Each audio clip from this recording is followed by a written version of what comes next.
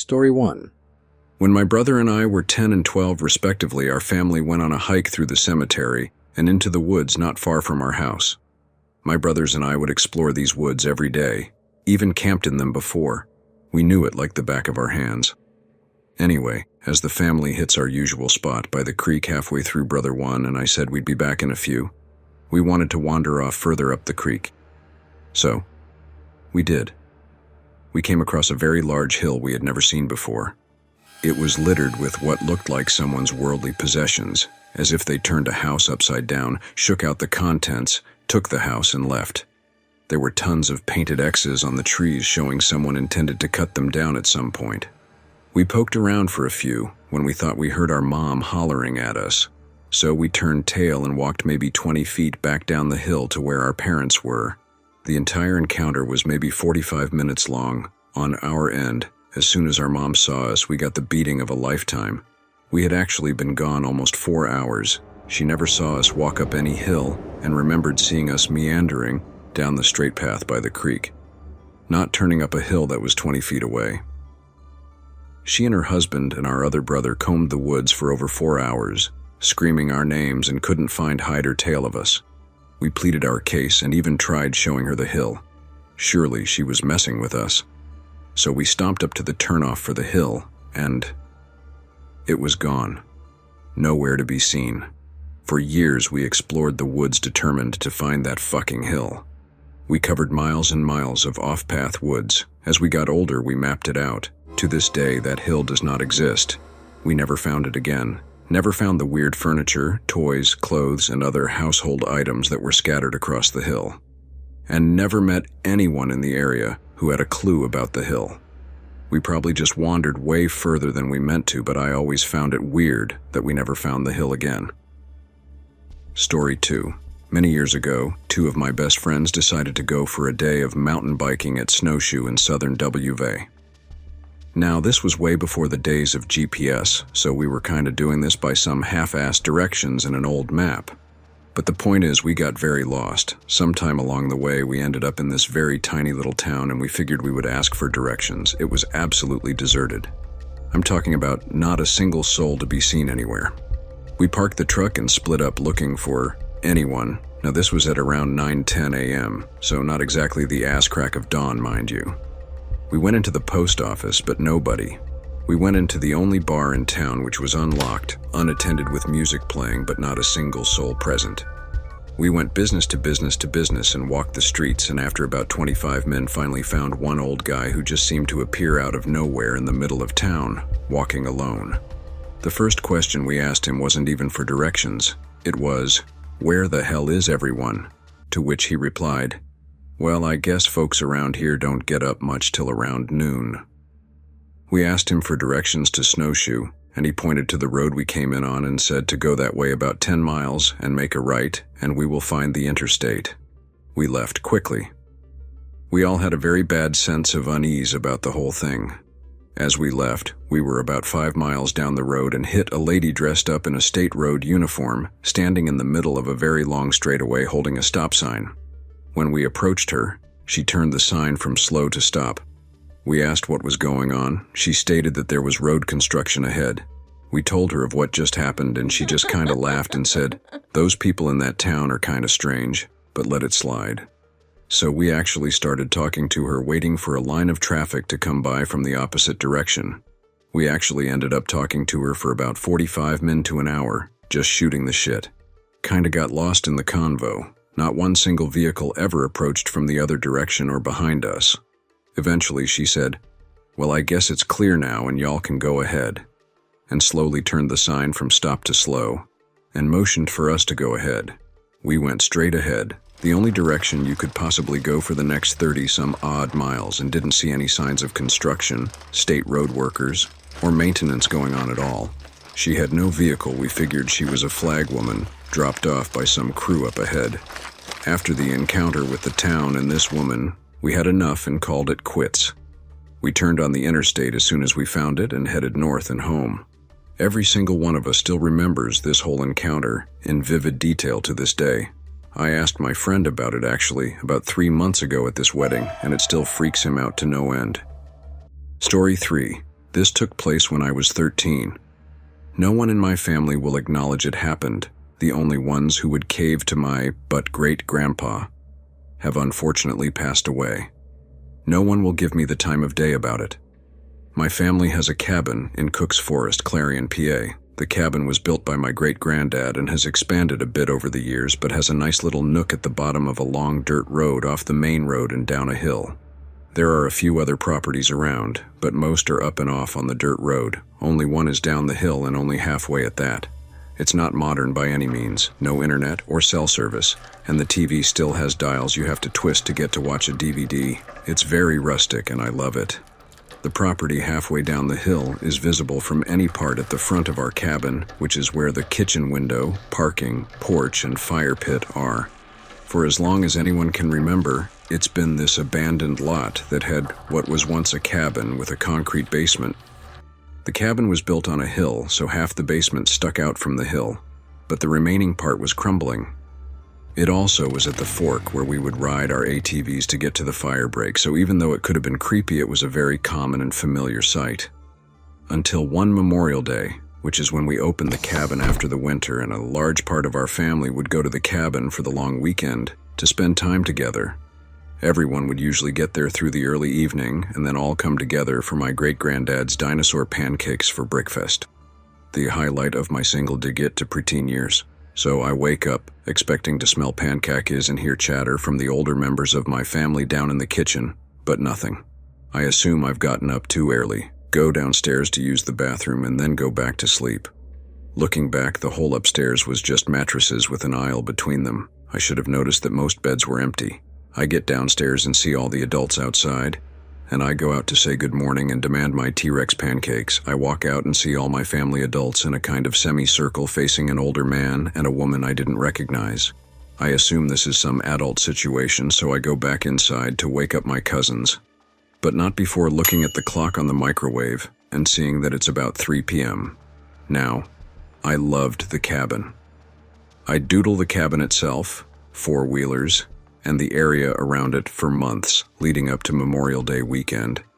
I was usually up at the ass crack of dawn because I was so damn excited to just be there. Sleeping until 3 p.m. was not in any way normal. I wake my cousins up, and by the time they are all noisy downstairs, the adults are all back inside. Everyone is pretty silent, but then Great-Grandpa fires up the stove and gets us kids excited for dino cakes, so all seems normal. I was there with one of my aunts and my uncle, no parents, and my aunt is pretty close in age to me and was for sure the cool aunt. So when I saw her pale as a sheet, I went to ask what was wrong. She took me outside and pointed at the aforementioned abandoned and crumbling property. In its place was a sprawling cabin mansion, a parking area full of SUVs, and the coolest-looking four-wheelers my 13-year-old self had ever seen.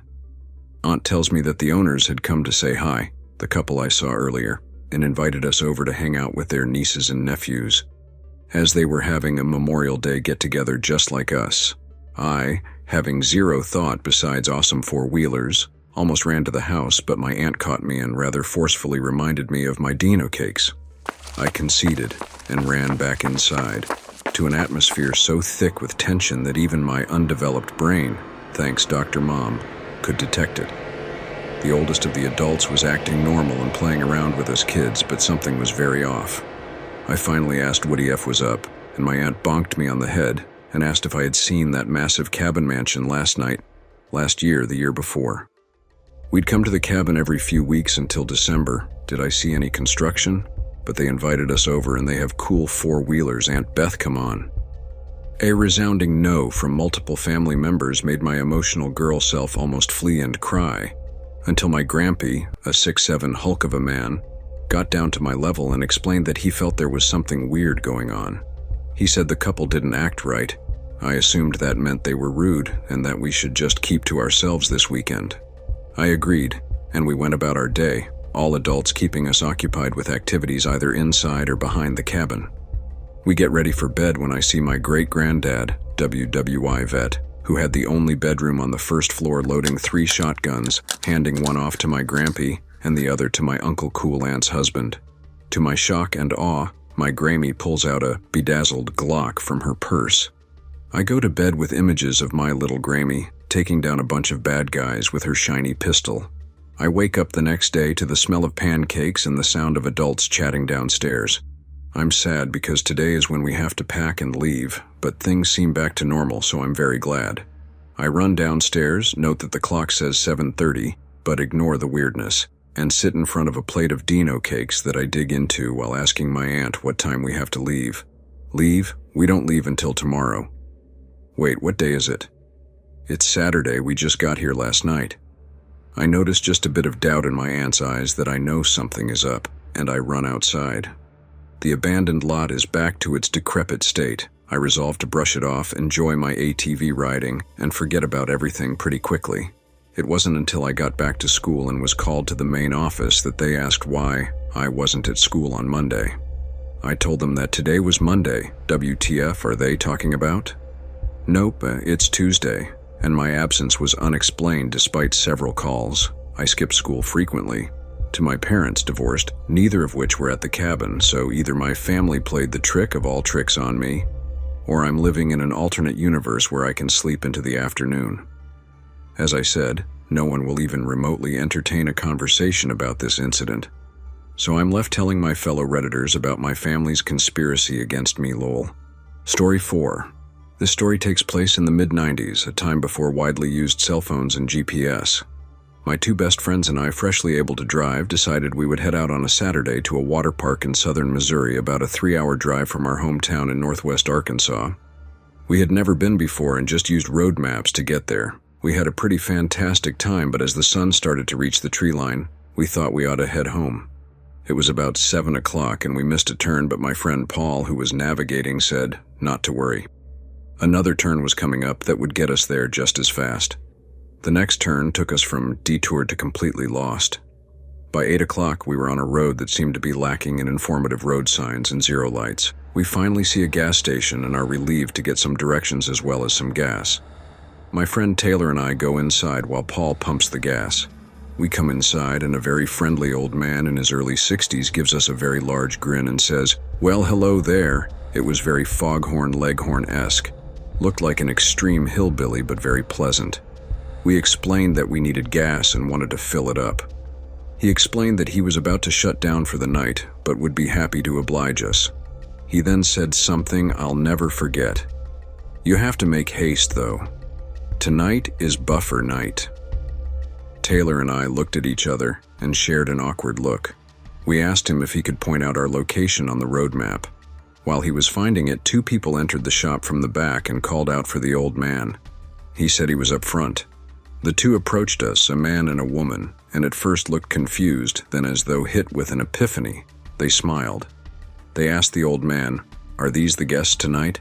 He shot them a look and said, "No, these are some lost children." The way he said children caused the hairs on my neck to stand up. Not sure why. They looked at us and said, "The 3 of you should make haste because tonight is buffer night." 2 things scared the shit out of me right then. The first was, how did they know about Paul pumping gas out front when they came from the back, and the second being that they repeated the old man verbatim. We clarified the directions to get back on a main highway and paid for the gas without waiting for change. Taylor and I booked it out of the gas station to find Paul already in the passenger seat. When we got into the car, we were nearly airborne from the speed we took off. Before we could say anything, Paul told us about how 3 men from across the street stood under a tree just watching him. He waved, but they didn't move a muscle. We just drove as fast as we could until we got back to the highway. To this day, I still have a nightmare every so often about that gas station and what my imagination has twisted buffer night into being. Story 5. When I was 13 years old, I bicycled the Natchez Trace Parkway from Mississippi up to Nashville, TN with my dad over the course of a week. As much as I know I complained about the difficulty, it was a great trip with some amazing bonding. I still can't believe my mother let me go. This would have been the late 90s. The most interesting story on the journey comes from the day from Belmont, MS to Waynesboro, TN.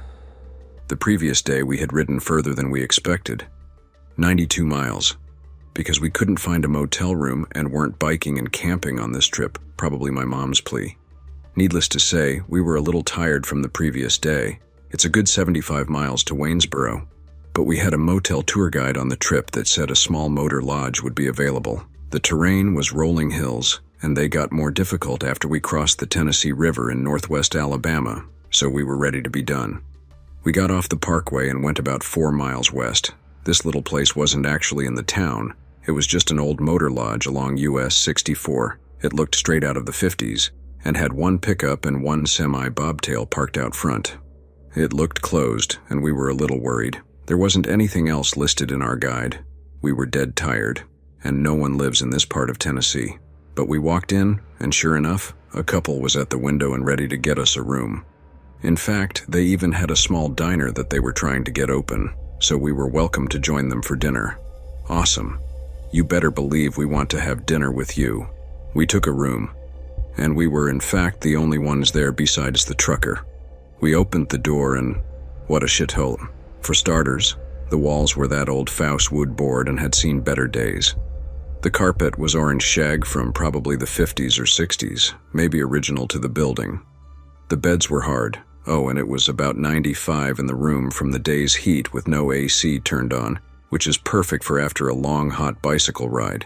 TVs had rabbit ears and had about 1.5 channels. This was 1999, mind you. There was a huge old window unit that we turned on ASAP. Took cold showers to get feeling normal, while the others hung out outside, with the door open, and went to dinner to let the room cool off. No traffic on this road, hardly a sign for the town a few more miles up the road. Back in the office diner, the lights outside were now on and it was obvious we were the only ones in for dinner. Food, not that good, but you'll eat anything after a workout of 75 miles. But the folks who ran the place were just wonderful. A husband and wife. They had bought the motel days prior and were trying to get it running again. Would have been closed if we had been there a few days before. They were keeping the old place open while they started to redo rooms and get the diner running. They talked about the place, how they wanted to start something like this, and how they hoped it would go. They were really interested in us as well, and probably listening to the tourist aspect of what we were doing on the bike trip. The gentleman said that he thought they could get some folks to the diner by introducing a karaoke night. He had just bought a machine and had it hooked up to a TV, but it wasn't working and he couldn't figure it out. I offered to give it a shot, and I don't know exactly what I did, but in a couple of tries it was fixed again and he sang a song. And then the power went out. The couple brought out some candles and said that this had already happened to them twice now, but it wasn't them, and they didn't know why it kept happening. We all talked in the dark for a bit, and then we said our goodnights, went back to our room, and it was still hot. Ugh. My father and I talked about the place, and he said that there was no way that their idea was going to work, but it was too bad because they were nice people. Went pretty much straight to the uncomfortable beds. The power came on at some point before midnight. The next morning, we had a pretty good breakfast at the diner, and the couple was so apologetic. Nah, it happens. We were happy they were here. We wished each other luck and left out after that. A few days later, after we got to Nashville and took a bus back to get our minivan to go home, we stopped by again just to say hi. The place was closed up and locked up. No one was there. I've tried to look up the place again, but it's been long since demolished. I know the place failed under those folks, but they tried something, and they were gracious hosts. Story 6. Back in the day, my dad had a company that rented out 4x4 vehicles to foreigners who wanted to explore rural Africa. These cars were kitted out for off-roading and rarely broke down, but this time one did. My dad had to retrieve the vehicle as he's done a few times before, and since we lived in the neighboring country, it wasn't more than a 20-hour drive. We live in Cape Town, South Africa, and the vehicle broke down in Namibia. To my delight, my dad was setting off to retrieve this 4x4 in the upcoming school holiday and asked me to join him. I should add that I was about 16 at the time, and ghost stories never really got to me. So we set off on our long journey and the trip went smoothly as planned. We get to the collection point, hook up the broken down 404 to ours, and off we go with no problems at all. Until it turned dark. Now I know Namibia quite well. It has some well-known ghost stories, ghost towns, and other eerie occurrences that have been reported, but in my mind that was just fantasy. Fast forward to about 2:30 a.m. Remember kids, nothing good ever happens after 2 a.m. and my dad wakes me up with noticeable uneasiness in his voice. He asked me to look in the rearview mirror and tell me what I saw. I looked in the mirror and noticed two dim headlights almost on our rear bumper that appeared to be bouncing around a bit. My dad told me he wanted to make sure I saw it too, and it wasn't just his Tyrdes playing tricks on him. I looked around and the area we were in was terrifying to say the least. We were surrounded by hills, but because of the lack of light, it was just pure blackness against the night sky, covered in leafless trees with pointy sharp branches all over. I asked my dad where we were, and he simply said that he didn't know. He's just been following the GPS and asked me to see if there were any towns nearby. There wasn't, not for more than 300 kilometers. He pointed back at the mirror and said, "Look." He then proceeded to shift over the center of the road to the other lane, and the lights followed suit without hesitation, as if they were tied to us. I asked my dad what it was, and he said that he thinks it's a truck. Now that in itself is not totally uncommon on these long cross-country roads, but something about this just seemed off. I mentioned to my dad that the truck may simply want to pass us. We are pulling quite a bit of weight, so we are way under the speed limit at this point, and he could be impatient. Dad decides to slow down to 60 km/h and moves into the yellow line in an attempt to get this truck to pass. Nope, the truck slows down too. Okay, let's take it down a notch. Dad slows down to 40 km/h. Nope, same result.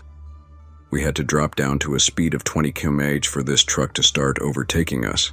And then it did. We heard a groan and the grinding of gears and what seemed like an eternity till this truck started pulling up next to us. Now keep in mind, these are quite windy roads with hills, so overtaking isn't recommended, especially not that slow. But this truck took its sweet time until it was right next to us. It was one of those car hauling trucks that has 2 levels that it can carry cars on. It had chains all over the sides that were slowly clinging and clanging through the night. The back of the truck, where the cars get loaded, appeared bent out of shape, and the metal was rusted and held together by pieces of wood, and loose torn pieces of fabric were blowing in the wind. I was terrified. I shifted my attention to the cabin, black as the sky that night and no driver in sight. I'm not making this up. We saw nobody. The truck pulled in front of us with a groan, and it didn't seem like it could speed up anymore. Now we were behind this terrifying mess of a vehicle, and my dad started getting impatient. We started overtaking the truck and checked again for life inside the cabin as we passed. Nothing. Once we were in front of the truck, I noticed the headlights getting ever dimmer and dimmer, and when we picked up speed, so did it. The lights kept dimming until there was but a spark left. This is where I got convinced something supernatural was going on. We were driving on a hillside and a bend was coming up, not a tight one, but if missed one would go straight off the road and down the hill as there were no barriers. We go around the bend slowly, considering our heavy load, and the truck just goes straight without hesitation. We both saw it drive straight off the road and down the hill, where at the bottom, it finally got to a stop, and all the lights died. We stopped at a rest stop for the night and headed back there that morning to have a look if anyone was hurt, or if the truck was there. It wasn't, and there were no tracks or broken bushes where we saw it go off the road. Story 7. I was relocating across Texas and, as I normally do, was driving through the night to skip traffic because it's more serene that way. I was driving straight through central Texas going northwest, so seeing the hill country change to desert and the full moon was super cool. Anyway, I was driving with my now ex-wife and we were running low on gas. Luckily, we were pulling into a tiny no-name town and we could see an old gas station come around the bend. This encounter happened at about 2 a.m. Now, this town only has one road, and this station was right at the edge of town at the end of it. When I say old, I mean very old. The type that you have no option of prepaying. You simply flip up the handle on the machine and you hear the pump inside start struggling to get the gas from the reservoir. It had the old-style tick readers too, not a thing electrical on it. I, being the young man I was, had never seen one before, so I walked into the store to buy the gas before I pumped. The store only had one light in the far back on, and I almost thought it was closed since it was barely brighter inside than it was out in the moonlight. Upon entering, I saw the place was deserted, no customers, no workers, nothing. However, there was an odd tune playing on someone's radio that I couldn't place. An old-sounding, upbeat piano piece was playing somewhere around the corner inside, and I heard shuffling once I walked closer to the source. This place made me feel scared. Not the Whoa, this is creepy, scared, but all hairs are on end. Something is seriously wrong here, but I can't figure it out. Scared. As I turned the corner, I saw a young man standing next to a large radio and dancing. His dancing, though, was extremely off-putting and seriously didn't match the tune at all, though the radio was cranking out what sounded like ragtime. This guy was running his hands up and down his body and pretty much feeling himself. With his eyes closed in what looked like bliss, he was going far slower than the music and definitely wasn't on tempo. For some reason, I couldn't speak, I couldn't even move. I was in a trance as every part of me screamed to turn and leave. Finally, I said, "Excuse me, I just need some gas."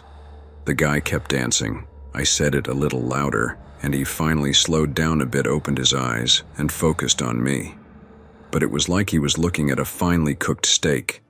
He was looking almost through me and silently walked to the register, not saying anything. I said, just $20, please. He, again, didn't say anything and just stood behind the ancient register, so I just figured maybe he didn't speak the language or was embarrassed. I caught him dancing, so I laid the money on the counter and went outside, hoping he'd turn on the pump.